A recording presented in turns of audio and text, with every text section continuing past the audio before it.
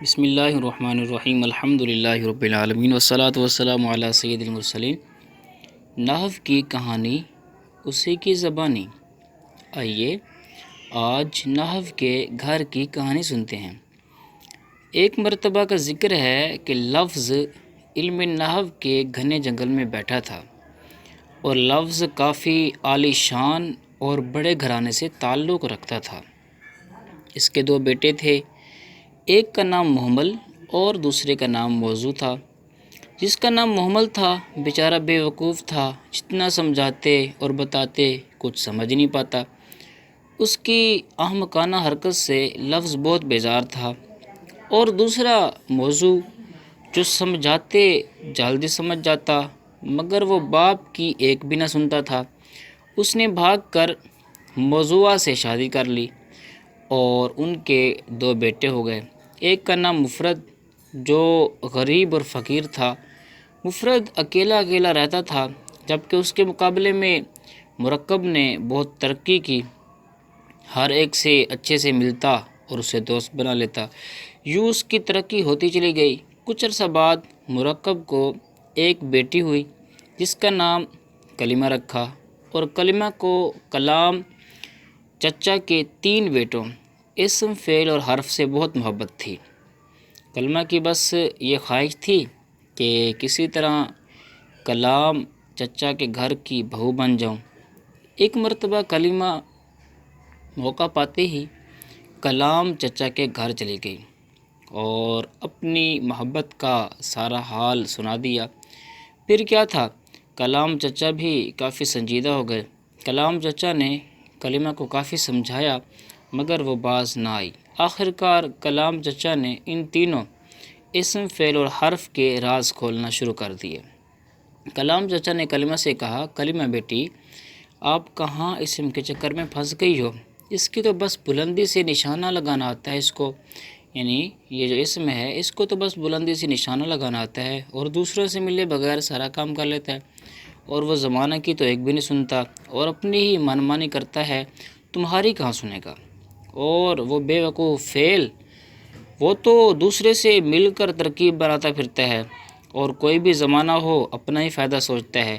اور میرا تیسرا بیٹا حرف تو زمانے کا ستایا ہوا فقرہ، یعنی زمانے کا ستایا ہوا ہے اور فقرائے زمانہ کی فہرست میں شامل ہے، یعنی جو بھی زمانے کی فقراء ہیں حرف ان کی فہرست میں شامل ہے۔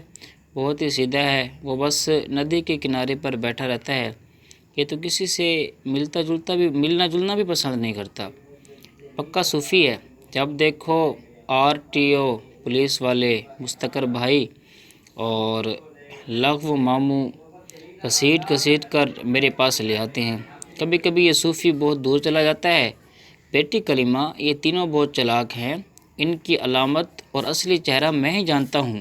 وہ ناکارہ اسم 13 طریقوں سے چہرہ بدل کر پھرتا ہے، کبھی الف لام کی لاٹھی لے کر، کبھی تنوین کا خوبصورت پیالہ لے کر، کبھی مذکر اور کبھی مؤنث بن جاتا ہے۔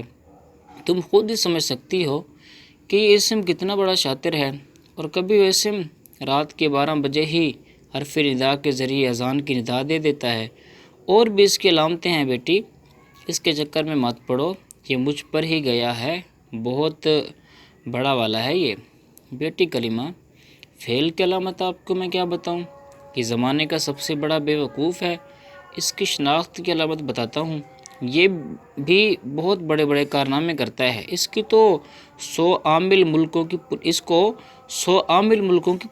پولیس تلاش کر رہی ہے۔